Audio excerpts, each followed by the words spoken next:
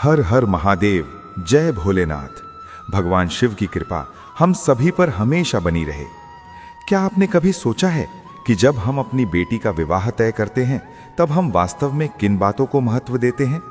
क्या हम केवल लड़के की नौकरी, परिवार की संपत्ति, समाज में प्रतिष्ठा या शादी का खर्च देखते हैं, या कुछ और भी है? क्या हमने कभी ये विचार किया कि जिस घर में बेटी जाएगी वहां उसे बोलने का अधिकार मिलेगा या सिर्फ सहने की सलाह दी जाएगी? क्या उसकी हंसी और खुशी को सम्मान मिलेगा या उसे बस समझौता करना सीखो कहकर चुप कराया जाएगा?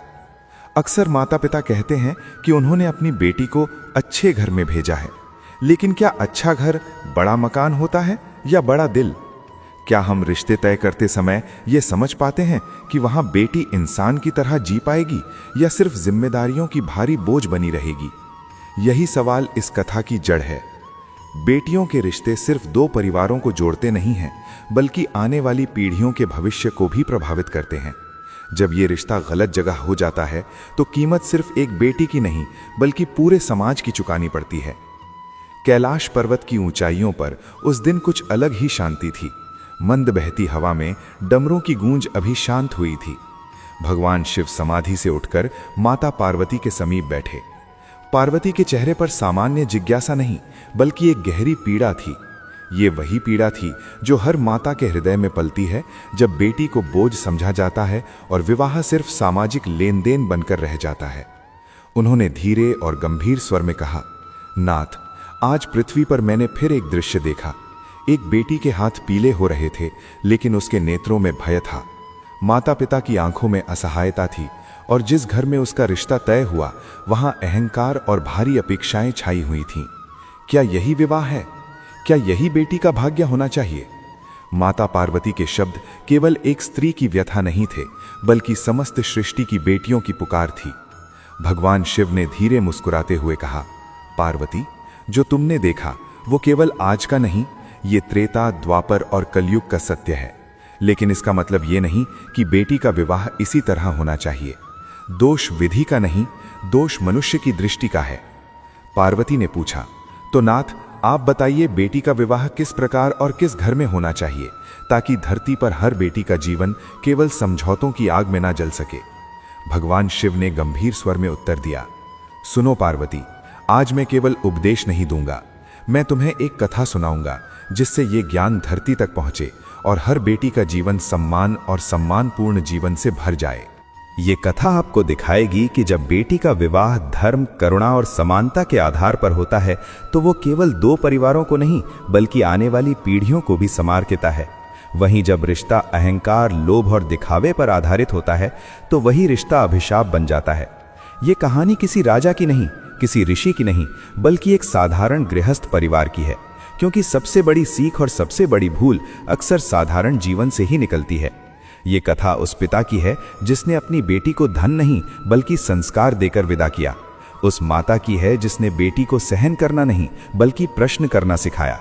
और उस घर की है जिसने बेटी को केवल बहू नहीं बल्कि लक्ष्मी मानकर अपनाया। माता पार्वती ध्यान से सुनने लगीं और कैलाश की नीरवता में स्वयं को कथा के लिए समर्पित कर लिया।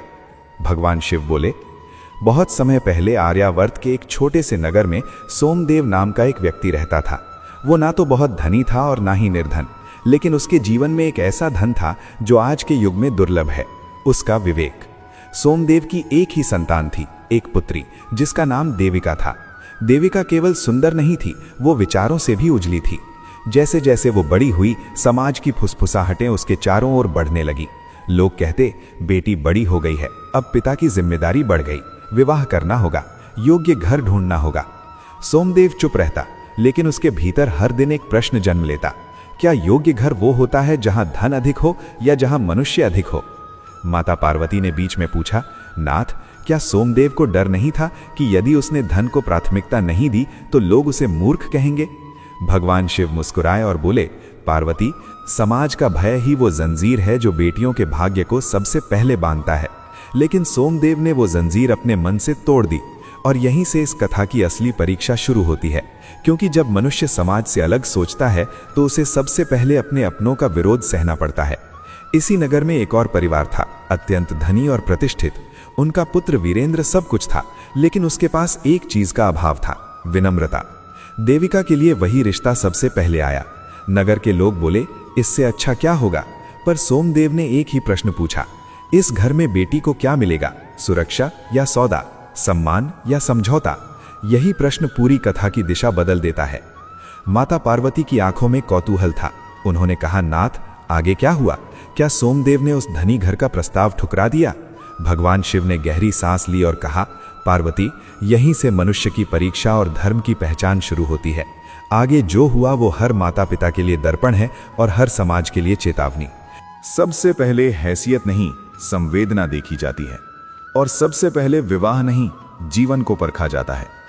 कैलाश की दिव्य नीरवता में भगवान शिव की गंभीर वाणी गूंज रही थी और माता पार्वती पूर्ण तन्मयता से सुन रही थी।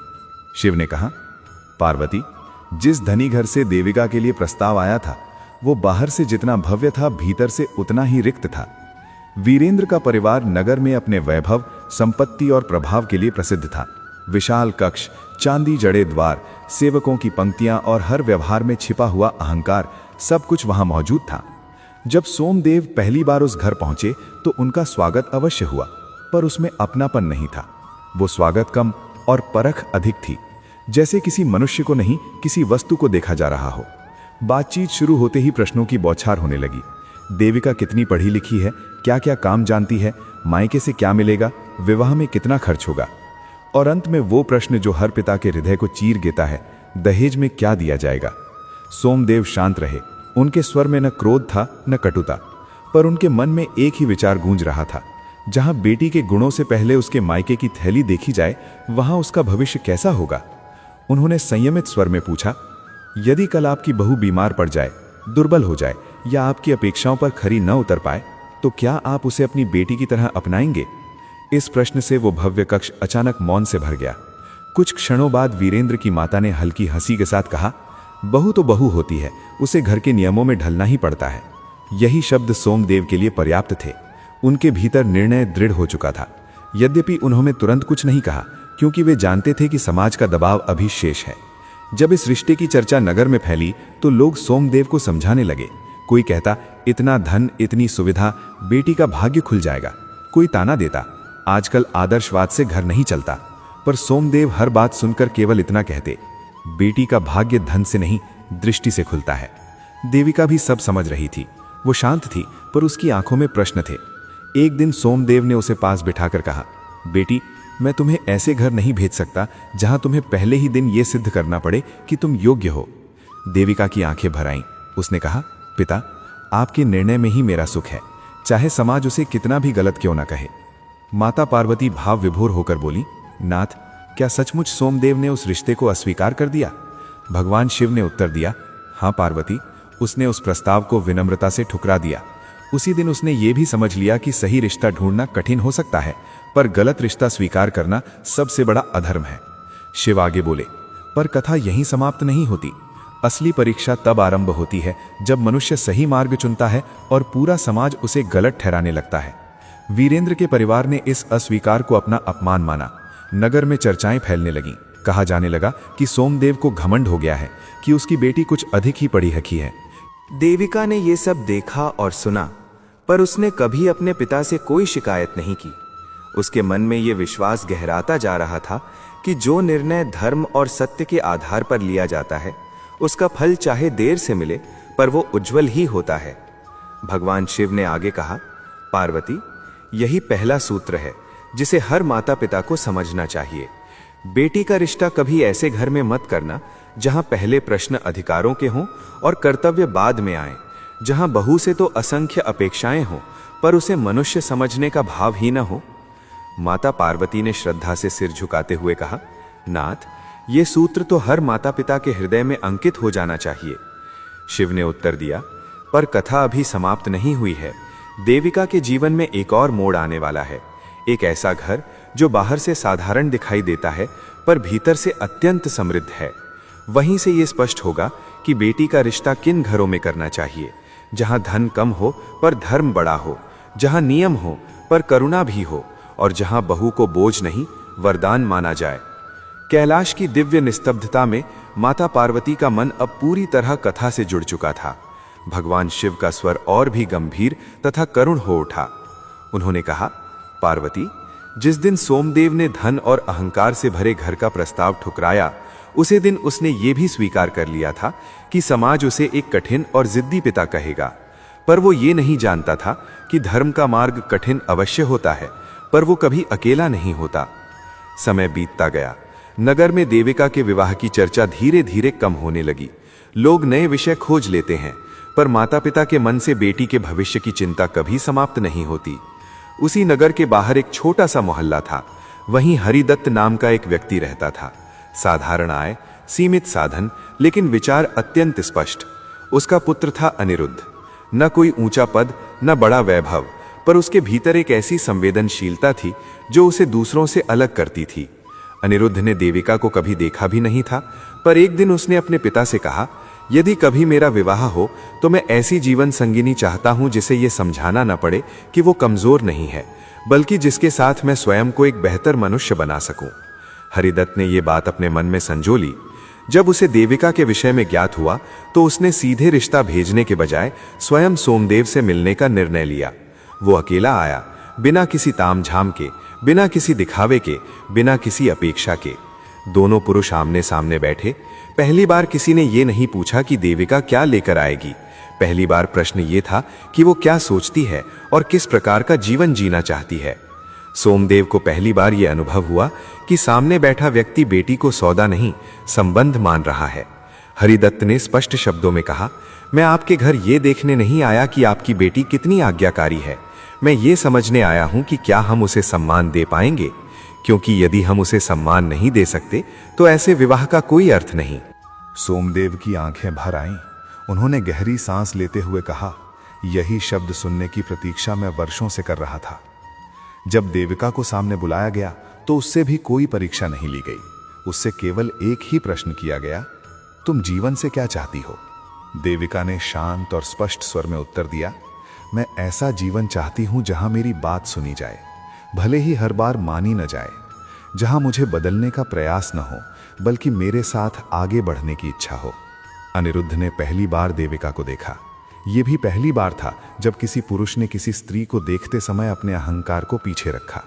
उसने कहा, मैं ये वचन नहीं दे सकता कि जीवन में कठिनाइयां नहीं आएंगी, पर मैं ये वचन अवश्य दे सकता हूं कि उन कठिनाइयों में तुम्हें कभी अकेला नहीं छोड़ूंगा। माता पार्वती भाव विभोर होकर बोली, नाथ, यही तो विवाह का वास्तविक अर्थ है। शिव मुस्कुराए और बोले, पार्वती, यही दूसरा सूत्र है।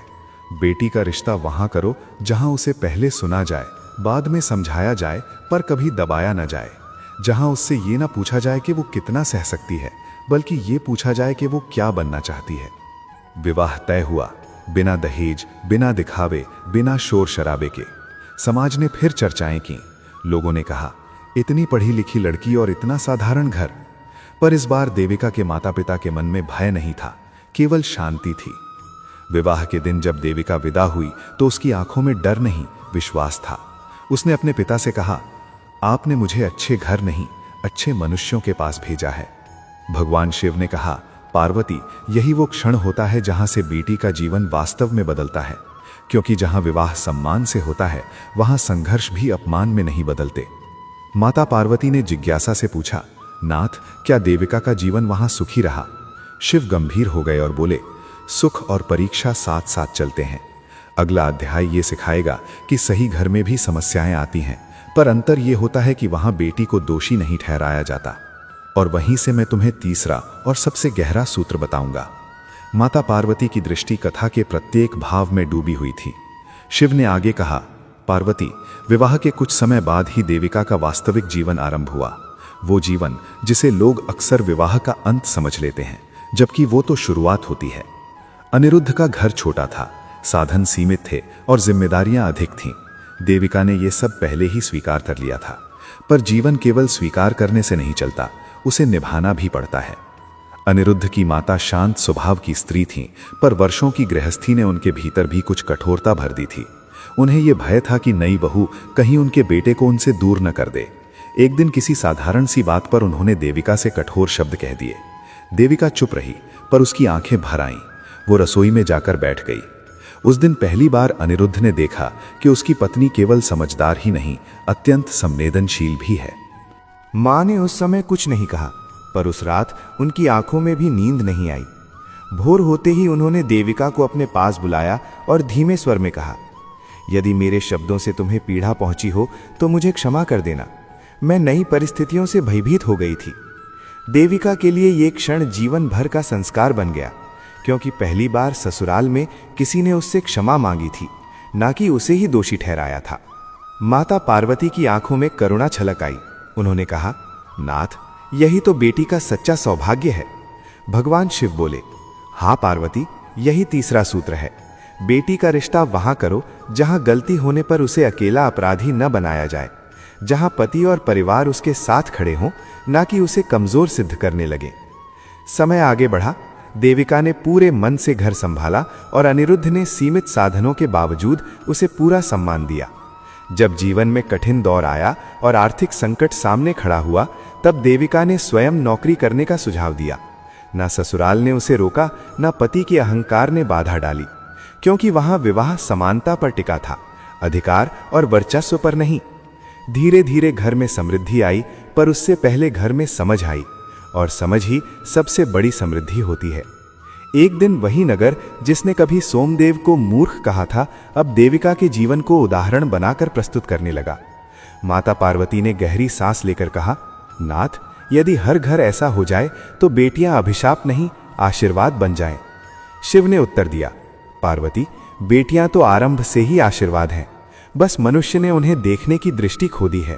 भगवान शिव ने कहा, कथा अभी पूर्ण नहीं हुई है, क्योंकि अंत में मैं तुम्हें वो सत्य बताऊंगा जिसे सुनकर हर माता पिता को अपने निर्णयों पर और हर समाज को अपने संस्कारों पर विचार करना पड़ेगा। उन्होंने गंभीर दृष्टि से माता पार्वती की ओर देखा और बोले, देविका की कथा केवल एक बेटी की नहीं थी, वो उस समाज का दर्पण बन चुकी थी जिसने विवाह को संबंध नहीं, सौदा बना दिया था। सोमदेव अब वृद्ध हो चले थे, पर उनके मन में गहरा संतोष था, क्योंकि उन्होंने बेटी को विदा करते समय समाज की नहीं, धर्म की सुनी थी। एक दिन वही लोग उनके पास आए जिन्होंने कभी उन्हें मूर्ख कहा था। वे बोले, आपका निर्णय सही था, हमारी बेटियां तो अच्छे घरों में जाकर भी अकेली रह गईं। सोमदेव ने कोई उत्तर नहीं दिया, क्योंकि जब धर्म स्वयं प्रमाण बन जाता है तब शब्दों की आवश्यकता नहीं रहती। माता पार्वती ने पूछा, नाथ, क्या हर सही निर्णय तुरंत फल देता है? शिव बोले, नहीं पार्वती, सही निर्णय अक्सर पहले मनुष्य को अकेला कर देता है, पर अंततः वही निर्णय समाज को दिशा देता है। यही पिता का मौन धर्म है, बेटी के लिए खड़े रहना, चाहे पूरी दुनिया विरोध में क्यों ना हो। शिव का स्वर और गंभीर हो गया। उन्होंने कहा, अब इससे एक और कथा जन्म लेती है। ये कथा बताती है कि जब बेटी का रिश्ता गलत स्थान पर होता है तो उसका परिणाम केवल एक जीवन नहीं, कई पीढ़ियां भुगतती हैं। कुछ क्षण रुककर वे बोले, पार्वती, अब मैं तुम्हें एक और कथा सुनाता हूं। ये कथा उस पिता की है जिसने समाज की सुनी, बेटी की नहीं। बहुत समय पहले एक समृद्ध राज्य में माधव नाम का एक व्यक्ति रहता था। वो अत्यंत प्रतिष्ठित था और समाज में उसे बड़ा आदर प्राप्त था। उसकी पुत्री का नाम था काव्या। अत्यंत सुंदर, कोमल स्वभाव की, पर भीतर से असाधारण रूप से साहसी। जब काव्या के विवाह का समय आया तो माधव ने केवल बाहरी बातों पर ध्यान दिया। लड़का उच्च पद पर था, घर विशाल था और समाज में उसकी प्रतिष्ठा थी। काव्या ने संकोच के साथ कहा, पिताजी, उस घर के लोगों की आंखों में मैंने अपनापन नहीं देखा।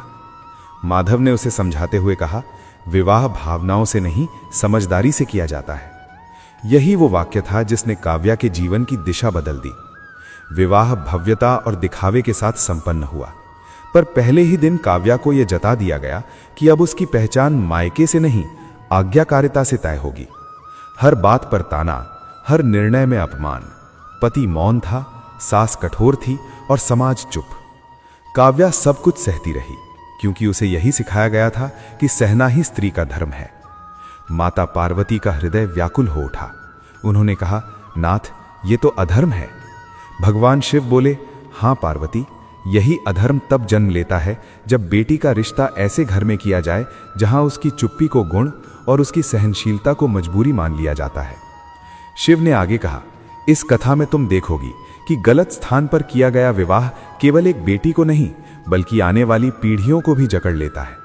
भगवान शिव का स्वर और गंभीर हो गया। वे बोले, पार्वती, काव्या का जीवन उस घर में किसी बड़े तूफान से नहीं टूटा बल्कि एक धीमे जहर की तरह बिखरता चला गया।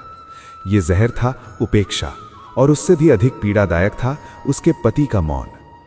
उसका पति न तो अत्याचारी था न ही क्रूर, पर वो भी नहीं था जो पत्नी के पक्ष में खड़ा हो सके। वो हर दिन ये सोचकर चुप रहता कि बात बढ़ जाएगी, घर का वातावरण बिगड़ जाएगा, मां नाराज हो जाएंगी। और यही चुप्पी काव्या को सबसे अधिक तोड़ती रही, क्योंकि जब स्त्री पर आघात बाहर से नहीं भीतर से होता है तो वो चीख भी नहीं पाती। वो दिन भर घर संभालती, हर नियम मानती, हर अपेक्षा पूरी करती, फिर भी उसे ये एहसास कराया जाता कि वो पर्याप्त नहीं है। कभी कहा जाता, मायके से क्या लाई हो? कभी ये जताया जाता कि तुम्हारे पिता ने तो केवल दिखावे का विवाह किया था। काव्या कई रातों में अपने पति से कुछ कहना चाहती, पर उसके शब्द अधूरे रह जाते। सामने बैठा व्यक्ति सुनने को तैयार ही नहीं होता। वो बस इतना कह देता, थोड़ा सह लो, समय के साथ सब ठीक हो जाएगा। पर पार्वती, जो सहनशीलता को समाधान समझ लेता है, वो पुरुष अनजाने में सबसे बड़ा अन्याय कर बैठता है। माता पार्वती का स्वर कांप उठा। उन्होंने पूछा, नाथ, क्या काव्या ने कभी विरोध नहीं किया? शिव ने उत्तर दिया, किया पार्वती, पर हर बार उससे यही कहा गया कि बहू को घर बचाना चाहिए, बहू को त्याग करना चाहिए, बहू को समझदार होना चाहिए।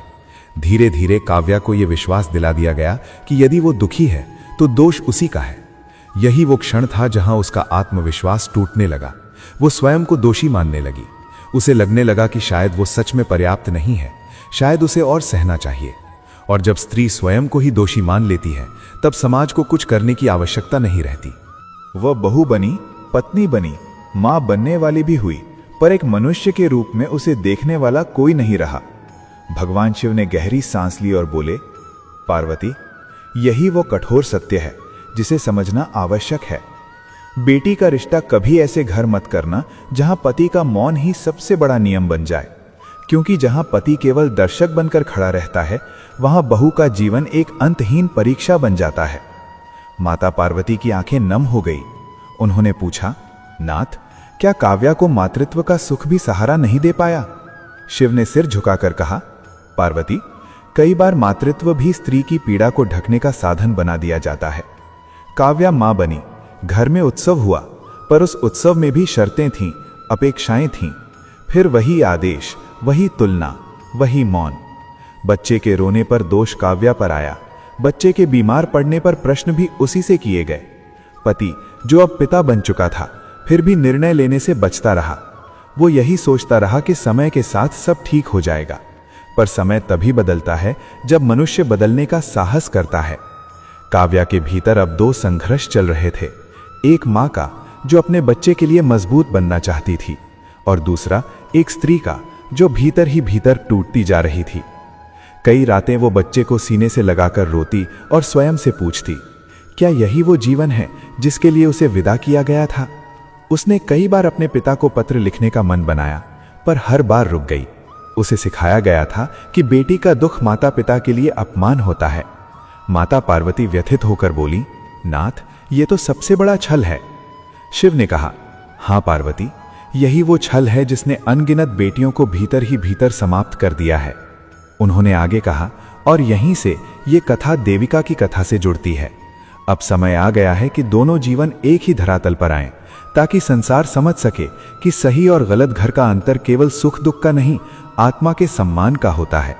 भगवान शिव ने दृढ़ स्वर में कहा, पार्वती, बेटी का रिश्ता कभी ऐसे घर मत करना जहां मां बनने के बाद भी उसे अकेला छोड़ दिया जाए, जहां उसके आंसुओं को केवल हार्मोन कहकर टाल दिया जाए, और जहां उसका मौन दूसरों की सुविधा बन जाए।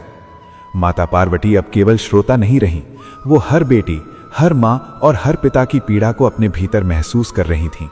शिव बोले, अब समय आ गया है कि दोनों कथाएं आमने सामने खड़ी हों, क्योंकि जीवन में सत्य तभी स्पष्ट होता है जब सही और गलत को साथ देखकर समझा जाए। एक और देविका थी जिसे साधारण घर मिला पर सम्मान मिला। दूसरी ओर काव्या थी जिसे भव्य घर मिला पर अपनापन नहीं। दोनों स्त्रियां एक ही समय एक ही समाज में जी रही थीं, पर उनका संसार एक दूसरे से बिल्कुल भिन्न था। देविका के घर में कठिनाइयां थीं पर संवाद था, मतभेद थे पर समाधान भी था। वही काव्या के घर में सुविधाएं थीं पर बातचीत नहीं थी, नियम थे पर करुणा नहीं थी। देविका जब थक जाती तो अनिरुद्ध उसके मौन को समझ लेता, और काव्या जब टूटती तो उसका वही मौन उसके विरुद्ध प्रमाण बना दिया जाता। वो स्थान ना कोई तीर्थ था, न ही किसी उत्सव की भव्यता से भरा हुआ। वो एक साधारण अस्पताल का प्रतीक्षालय था, जहां जीवन अपनी सच्ची अवस्था में सांस लेता है। वहीं दोनों स्त्रियां अपने अपने कारणों से पहुंची थीं। देविका अपनी सांस के इलाज के लिए आई थी और काव्या अपने छोटे बच्चे की जांच करवाने। प्रतीक्षालय की भीड़ में देविका की दृष्टि काव्या पर ठहर गई। उसकी आंखों में वही थकान थी जिसे देविका कभी स्वयं जी चुकी थी, पर एक गहरा अंतर भी था। देविका की थकान के पीछे साथ था और काव्या की थकान के पीछे अकेलापन। धीरे धीरे दोनों के बीच बातचीत शुरू हुई। कोई औपचारिकता नहीं, कोई परिचय नहीं, बस मन से मन का संवाद। काव्या ने पहली बार किसी अनजान के सामने अपने भीतर का बोझ खोल दिया। वो बोली, लोग कहते हैं कि मैं बहुत अच्छे घर में ब्याही गई हूं, पर कोई ये नहीं पूछता कि क्या मैं उस घर में सुरक्षित हूं। देविका ने शांत स्वर में उत्तर दिया, अच्छा घर वो नहीं होता जहां दीवारें ऊंची हों। अच्छा घर वो होता है जहां गिरने पर कोई हाथ थाम ले। काव्या की आंखें भर आईं। पहली बार उसे यह एहसास हुआ कि शायद कमी उसमें नहीं थी, शायद प्रश्न उस चयन का था जो उसके लिए किया गया था। उसी दिन दोनों स्त्रियां अपने अपने रास्ते पर लौट गईं, पर उनके मन में एक बीज अंकुरित हो चुका था। देविका समझ चुकी थी कि उसका सुख केवल निजी नहीं है, वो एक जिम्मेदारी भी है। और काव्या ने पहली बार जाना कि हर सहनशीलता धर्म नहीं होती, कई बार वो केवल विकल्प के अभाव की मजबूरी होती है। माता पार्वती ने व्यथित होकर पूछा, नाथ, क्या काव्या के जीवन में कभी बदलाव आएगा? शिव ने गंभीर स्वर में कहा, पार्वती, परिवर्तन तब आता है जब मनुष्य स्वयं को दोष देना छोड़ देता है और व्यवस्था पर प्रश्न उठाने का साहस करता है। देविका ने अनजाने में काव्या को उस दिन एक आईना दिखा दिया था, और आईना टूटे हुए को नहीं, टूटने वाले भ्रम को दिखाता है। काव्या घर लौटी, पर वो पहले जैसी नहीं थी। उस दिन उसने पहली बार अपने पति से स्पष्ट शब्दों में कहा, मैं सुख की मांग नहीं कर रही, मैं केवल सम्मान चाहती हूं। पति मौन रहा। वर्षों की निष्क्रियता को शब्द देना आसान नहीं होता, पर वो चुप्पी भी एक संकेत थी कि कहानी अभी समाप्त नहीं हुई है। भगवान शिव ने माता पार्वती की ओर देखते हुए कहा, पार्वती, यही वो बिंदु है जहां समाज को यह समझना चाहिए कि बेटी का रिश्ता तय करना केवल एक दिन का निर्णय नहीं होता, वो पूरी उम्र की दिशा निर्धारित करता है। देविका और काव्या दोनों उस दिशा की साक्षी थीं, एक सही चयन की और एक गलत चयन की। आगे जो होगा वही बताएगा कि समाज इन कथाओं से कुछ सीखेगा या इतिहास स्वयं को दोहराता रहेगा। माता पार्वती अब दोनों कथाओं को सुन चुकी थीं, देविका की भी जिसने सही घर में सम्मान पाया, और काव्या की भी जो एक गलत निर्णय का भार जीवन भर ढोती रही। माता की आंखों में करुणा थी, क्रोध नहीं।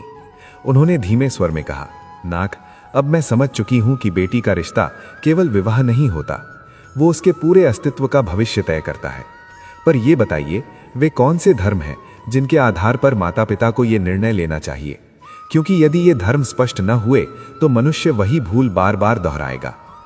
भगवान शिव ने गहन दृष्टि से पृथ्वी की ओर देखा और बोले, पार्वती, आज मैं वो कहूंगा जो शास्त्रों में शब्दों में नहीं लिखा गया, पर सृष्टि के हर विवेकशील हृदय में अंकित है। भगवान शिव ने कहा, पार्वती, जब बेटी का रिश्ता तय किया जाता है तब 5 महाधर्म होते हैं। यदि इनका पालन हो जाए तो विवाह केवल एक सामाजिक बंधन नहीं रहता, वो साधना बन जाता है। और यदि इन्हें नजरअंदाज कर दिया जाए तो वही विवाह जीवन भर का प्रायश्चित बन सकता है। शिव ने प्रथम महाधर्म का वर्णन किया। पहला महाधर्म है सम्मान का धर्म। बेटी का रिश्ता उस घर कभी मत करना जहां उसे पहले ही दिन ये महसूस करा दिया जाए कि वो पराई है, जहां बहु शब्द उसके व्यक्तित्व को सीमित कर दे, जहां हर निर्णय के लिए उसे अनुमति मांगनी पड़े। सम्मान केवल मधुर शब्दों में नहीं होता पार्वती, सच्चा सम्मान वहां होता है जहां उसकी असहमति को भी अपमान नहीं माना जाता। देविका को स्मरण करो, उसे कभी स्वयं को सिद्ध नहीं करना पड़ा, इसलिए वो सहज रूप से सक्षम बनती चली गई। कुछ क्षण रुककर शिव ने दूसरा महाधर्म बताया। दूसरा महाधर्म है समानता का धर्म। जब विवाह में पति को ऊंचा और पत्नी को नीचा मान लिया जाता है, तब वही विवाह अधर्म बन जाता है। जब निर्णय एक का हो और त्याग दूसरे का। बेटी का रिश्ता उस घर मत करना जहां पुरुष का अहंग स्त्री की चुप्पी से जीवित रहता हो। काव्या के जीवन को देखो, उसका पति क्रूर नहीं था पर निष्क्रिय था, और निष्क्रियता भी एक प्रकार का अत्याचार है, क्योंकि वो अन्याय को रोकती नहीं। शिव का स्वर और अधिक गंभीर हो गया। तीसरा महाधर्म है सुरक्षा का धर्म। सुरक्षा केवल शरीर की नहीं होती पार्वती, सबसे पहले मन की सुरक्षा होती है। जहां बेटी अपने मन की बात बिना भय कह सके, जहां उसके आंसू कमजोरी न समझे जाएं, जहां उसे ये डर ना हो कि सच बोलने पर उसे बोझ कहा जाएगा। जिस घर में बहू को चुप रहना सिखाया जाता है, वहां उसकी आत्मा प्रतिदिन मरती है। फिर शिव ने चौथे महाधर्म का उल्लेख किया। चौथा महाधर्म है सहभागिता का धर्म। विवाह दो देहों का नहीं, दो यात्राओं का संगम होता है। बेटी का रिश्ता उस घर मत करना जहां उससे केवल निभाने की अपेक्षा हो, आगे बढ़ने की अनुमति ना हो, जहां उसके सपनों को विवाह के बाद त्याग का नाम दे दिया जाए। देविका ने कठिन समय में घर के साथ मिलकर संघर्ष किया, इसलिए वो घर और भी सशक्त हुआ। सहभागिता से ही संबंध जीवित रहते हैं। अंत में शिव ने पांचवें और सबसे गहरे महाधर्म की बात कही। पांचवा महाधर्म है उत्तरदायित्व का धर्म। बेटी का रिश्ता वहां करना जहां केवल उसी से नहीं, पूरे परिवार से यह अपेक्षा हो कि वे संबंध को निभाएंगे। जहां भूल होने पर केवल बहू को नहीं, पूरे तंत्र को देखा जाए। जहां सुधार दंड से नहीं, समझ से हो। पार्वती, जिस घर में बहू को अकेली जिम्मेदार बना दिया जाए, वहां वो जीवन नहीं जीती, केवल निभाती है। शिव ने गहरी श्वास ली और कहा, इन 5 महाधर्मों में से यदि एक भी अनुपस्थित हो तो उस रिश्ते पर पुनः विचार करना चाहिए। विवाह में सुधार का अवसर मिल सकता है, पर टूटे हुए आत्मसम्मान को जोड़ने का अवसर बहुत दुर्लभ होता है। माता पार्वती की आंखों से अश्रु बहने लगे। उन्होंने कहा, नाथ, यदि ये ज्ञान पृथ्वी तक पहुंच जाए तो न जाने कितनी बेटियां टूटने से बच जाएं। शिव ने शांत स्वर में उत्तर दिया, ये ज्ञान तभी पहुंचेगा पार्वती, जब माता पिता विवाह से पहले समाज की नहीं, अपनी अंतरात्मा की सुनेंगे। उस क्षण कैलाश पर्वत पर एक असामान्य और गहन मौन छा गया। ना वहां डमरू की प्रतिध्वनि थी, न नंदी के चरणों की कोई आहट। केवल हिमालय की चोटियों से टकराती शीतल वायु बह रही थी, और माता पार्वती के हृदय में एक गूढ़ प्रश्न आकार ले रहा था। वे बहुत देर तक मौन रहीं, मानो भीतर ही भीतर सारी कथाओं को एक एक कर आत्मसात कर रही हूं। देविका की शांत गरिमा, काव्या की बुझी हुई दृष्टि और उन असंख्य बेटियों की अनकही पीड़ा, जिनकी चीखें कभी शब्द नहीं बन पाईं। फिर उन्होंने भगवान शिव की ओर देखा। इस बार उनके स्वर में केवल जिज्ञासा नहीं थी, बल्कि गहरी चिंता समाई हुई थी। उन्होंने कहा, नाथ, आपने मुझे 2 जीवन दिखाए, एक जहां बेटी को समझा गया और एक जहां बेटी को केवल सहने के लिए छोड़ दिया गया। पर इन दोनों कथाओं की भूमि एक ही थी, समाज। तब प्रश्न ये है कि जब धर्म इतना स्पष्ट है और सत्य इतना उज्जवल, तो समाज बार बार वही भूल क्यों दोहराता है? क्यों हर युग में फिर कोई काव्या जन्म लेती है? क्या मनुष्य वास्तव में बदल सकता है, या ये सब केवल कथाओं तक ही सीमित रह जाएगा? माता पार्वती का ये प्रश्न किसी एक स्त्री का नहीं था, वो संपूर्ण मातृत्व की पीड़ा बन चुका था। भगवान शिव ने गहरी सांस ली, मानो युगों का भार उसे एक श्वास में समा गया हो। उन्होंने कहा, पार्वती, समाज कभी एक क्षण में नहीं बदलता। समाज व्यक्तियों से बनता है, और व्यक्ति का परिवर्तन सबसे कठिन होता है, क्योंकि वो अपने भय, अपने स्वार्थ और अपनी प्रतिष्ठा से बंधा होता है। जब कोई पिता बेटी का विवाह तय करता है, तो वो केवल बेटी का भविष्य नहीं देखता, वो समाज की दृष्टि में अपना सम्मान भी तौलता है। जब कोई माँ बेटी को सहन करना सिखाती है, तो वो उसे बचाना चाहती है, पर अनजाने में उसे चुप रहना सिखा देती है। और जब समाज मौन रहता है, तब वो सबसे बड़ा अपराध करता है, क्योंकि अन्याय का सबसे सुरक्षित सहायक मौन ही होता है। माता पार्वती ने पूछा, नाथ, तो क्या ये चक्र यूं ही चलता रहेगा? शिव ने दृढ़ स्वर में कहा, नहीं पार्वती, परिवर्तन धीमा होता है, पर जब आता है तो जड़ से आता है। हर देविका समाज में एक बीज होती है, हर सोमदेव एक चेतावनी, और हर काव्या एक प्रश्न। समस्या ये नहीं कि समाज नहीं बदलेगा, समस्या ये है कि समाज बदलाव की कीमत चुकाने को तैयार नहीं। लोग परिवर्तन चाहते हैं, पर टकराव नहीं। वे आदर्श चाहते हैं, पर बलिदान नहीं। माता पार्वती कुछ क्षण मौन रहीं, फिर बोली, नाथ, क्या समाज को बदलने की शक्ति केवल माता पिता के पास है? शिव ने कहा, हाँ पार्वती, क्योंकि विवाह केवल दो व्यक्तियों का नहीं, दो संस्कारों का संगम होता है। जिस दिन माता पिता ये समझ लेंगे कि बेटी का रिश्ता तय करना कोई अंतिम कर्तव्य नहीं बल्कि सबसे बड़ी जिम्मेदारी है, उसी दिन समाज की दिशा बदलने लगेगी। जिस दिन पिता ये कहने का साहस करेगा कि मेरी बेटी बोझ नहीं, मेरी पहचान है, और जिस दिन माँ ये कहेगी कि मेरी बेटी सहने नहीं, सम्मान पाने जा रही है, उसी क्षण परिवर्तन का आरंभ होगा। माता पार्वती ने करुण स्वर में पूछा, नाथ, पर उन बेटियों का क्या जो पहले ही गलत घरों में फंस चुकी हैं? क्या उनके लिए कोई मार्ग शेष नहीं? भगवान शिव की दृष्टि करुणा से भर उठी। उन्होंने कहा, पार्वती, धर्म केवल सही निर्णय लेने में नहीं होता, धर्म सुधार का मार्ग दिखाने में भी होता है। समाज का यह भी कर्तव्य है कि वो बेटी को यह समझाए कि अन्याय सहना कोई धर्म नहीं है और उससे बाहर निकलना कोई पाप नहीं। जिस दिन बेटी अपने दुख को अपराध नहीं बल्कि सत्य मानने लगेगी, उस दिन समाज को भी सुनना पड़ेगा, क्योंकि सत्य की आवाज देर से ही सही कभी दबाई नहीं जा सकती। माता पार्वती की आंखों में आंसू थे, पर उन आंसुओं में हार नहीं थी बल्कि दृढ़ निश्चय था। उन्होंने कहा, नाथ, तब मैं चाहती हूं कि आप अंतिम बार ये ज्ञान स्पष्ट शब्दों में कहें, ताकि ये केवल कथा बनकर ना रह जाए बल्कि शास्त्र का रूप ले ले, हर पिता, हर माता और पूरे समाज के लिए। भगवान शिव सीधे होकर बैठे। उनका स्वर अब आदेश नहीं, आशीर्वाद सा प्रतीत हो रहा था। उन्होंने कहा, पार्वती, ये अंतिम अध्याय मैं इसलिए कह रहा हूं ताकि कोई ये न कह सके कि उसे मार्ग दिखाया नहीं गया। उस क्षण कैलाश पर्वत पर ऐसी शांति उतर आई थी जैसी केवल तब होती है जब कोई महान सत्य प्रकट होने वाला हो। माता पार्वती मौन थीं। अब उनके प्रश्न शब्दों के नहीं थे बल्कि उस समाज के थे जो युगों से बेटियों को विदा करता आया है, पर कभी ये नहीं सिखा पाया कि विदाई कैसे होनी चाहिए। भगवान शिव ने गहन दृष्टि से सृष्टि की ओर देखा, मानो हर घर, हर माता पिता और हर बेटी को एक साथ देख रहे हों।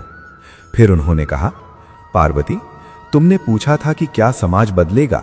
आज मैं ये नहीं बताऊंगा कि समाज बदलेगा या नहीं, मैं ये बताऊंगा कि समाज को बदलने के लिए बेटी के रिश्ते कैसे और क्यों तय किए जाने चाहिए।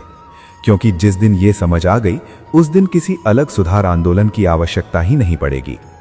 शिव बोले, सबसे पहले ये जान लो कि बेटी का विवाह कोई सामाजिक औपचारिकता नहीं है, ये एक गहन आध्यात्मिक उत्तरदायित्व है। जब कोई पिता अपनी बेटी का हाथ किसी और के हाथ में देता है, तब वो केवल कन्यादान नहीं करता, वो अपना विश्वास, अपनी साधना और अपनी संतान का भविष्य सौंपता है। इसलिए बेटी का रिश्ता वहां कभी मत करो जहां विवाह को उपलब्धि समझा जाए।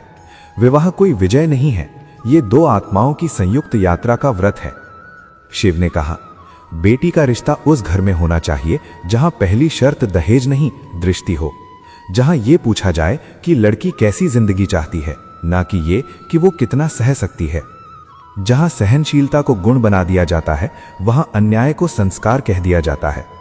शिव ने आगे कहा, बेटी का रिश्ता ऐसे पुरुष से किया जाए जो केवल कमाने वाला ना हो बल्कि निभाने वाला हो, जो ये ना माने कि विवाह के बाद स्त्री उसकी जिम्मेदारी है, बल्कि ये समझे कि अब दो जिंदगियां मिलकर जिम्मेदारी निभाएंगी, जो ये ना कहे कि ये मेरा घर है बल्कि ये कहे कि ये हमारा जीवन है। माता पार्वती की आंखें भर आईं। शिव बोले, बेटी का रिश्ता उस घर में किया जाए जहां गलती होने पर बहू को नहीं, परिस्थिति को देखा जाए, जहां स्त्री के आंसू कमजोरी नहीं, संकेत माने जाएं, और जहां चुप्पी को संस्कार नहीं, समस्या समझा जाए। भगवान शिव ने कहा, बेटी का रिश्ता उस स्थान पर कभी मत करना जहां यह कहकर उसे रोका जाए कि हमारे घर की बहुएं ऐसा नहीं करती। जिन घरों में बहू की पहचान मिटा दी जाती है, वहां धीरे धीरे पूरे परिवार की संवेदना भी सूख जाती है। माता पार्वती ने यह सुनकर मौन में सिर झुका लिया। शिव ने आगे कहा, और सबसे महत्वपूर्ण बात पार्वती, बेटी का रिश्ता उस घर में किया जाना चाहिए जहां उसे यह विश्वास हो कि यदि कभी उसका संसार बिखर भी जाए तो वो अकेली नहीं पड़ेगी, जहां पति उसका पहला सहारा बने और परिवार केवल दूसरा नहीं बल्कि समान सहारा हो, क्योंकि विवाह का अर्थ केवल सुरक्षा नहीं बल्कि सहभागिता होता है। शिव ने शांत लेकिन दृढ़ स्वर में कहा, समाज तभी बदलेगा जब पिता ये समझेगा कि बेटी को विदा करना उसका अंत नहीं, बल्कि उसकी सबसे बड़ी परीक्षा है। जब माँ ये जानेगी कि बेटी को समझौते नहीं बल्कि सम्मान के साथ भेजना ही सच्चा आशीर्वाद है, और जब हर घर ये स्वीकार करेगा कि बेटी कोई बोझ नहीं बल्कि वो कसौटी है जो बताती है कि वो घर वास्तव में कितना सभ्य और संवेदनशील है। अपनी बात पूर्ण करते हुए शिव ने कहा, स्मरण रखना पार्वती, जिस समाज में बेटियों के रिश्ते सही घरों में होते हैं वहां नियमों की कठोरता कम हो जाती है, वहां आंसू कम बहते हैं और प्रेम अधिक जन्म लेता है। क्योंकि जब बेटियां सम्मान के साथ विदा होती हैं तब केवल घर नहीं बसते, पूरी सभ्यता सशक्त होती है। ये कहकर भगवान शिव मौन हो गए। कैलाश पर डमरू की ध्वनि पुनः गूंज उठी, मानो स्वयं ब्रह्मांड इस महावचन की पुष्टि कर रहा हो। माता पार्वती के हृदय में अब ये अडिग विश्वास जन्म ले चुका था कि यदि ये संदेश पृथ्वी तक पहुंचे तो एक दिन समाज अवश्य बदलेगा। यही वो गहन सत्य है जो ये सिखाता है कि बेटी का रिश्ता केवल एक सामाजिक परंपरा नहीं बल्कि जीवन भर की जिम्मेदारी और धर्म का निर्णय होता है। ये कथा हमें ये स्मरण कराती है कि सही निर्णय कभी तात्कालिक लाभ से नहीं बल्कि दीर्घकालीन सम्मान से पहचाने जाते हैं। जब भी हम बेटी के भविष्य पर विचार करें तब ये प्रश्न स्वयं से अवश्य पूछें, क्या हम उसे केवल विदा कर रहे हैं या उसे सुरक्षित, सम्मानित और समर्थ जीवन की ओर भेज रहे हैं।